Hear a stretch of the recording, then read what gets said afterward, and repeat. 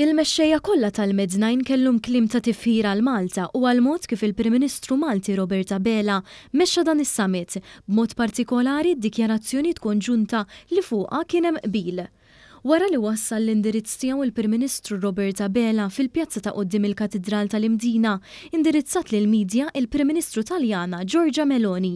Hawn qalet kif id-dikjarazzjoni li ġab qbil fuqha Robert Abela fiha ħafna azzjonijiet konkreti, kif anke kien mistenni iffukat l-indirizz tagħha fuq il-migrazzjoni illegali, ħaġa li wkoll qed tkun pjaga kbira f'pajjiżha.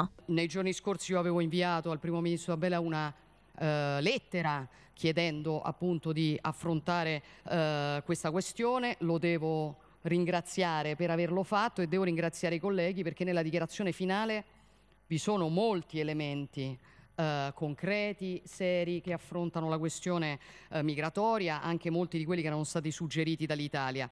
Wara bil-lingwa Franċiża tkellem il-President Franċiż Emmanuel Macron li wkoll kien ċar fi kliemu meta bħal Prim Ministru Malti tenna dwar l-importanza tal-kooperazzjoni bejniethom.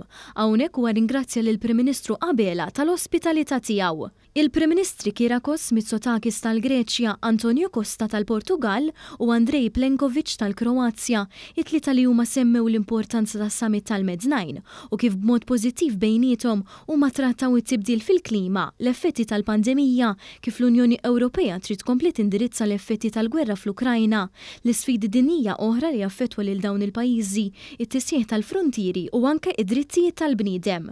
Hawnhekk anke ma naqasx li l-Prim Ministru Grieg jinnota l-għajnuna li Malta bagħtet permezz ta' uffiċjali tal-protezzjoni ċivili sabiex jgħinu fil-ħerba li ħallew in-nirien is-sajf li għadda f'pajjiżu minħabba t-temp estrem li laqat lill-Ewropa. Thank you all for the support you offered Greece during what was a very, very difficult summer where we faced some of the worst fires and certainly the worst floods in our history.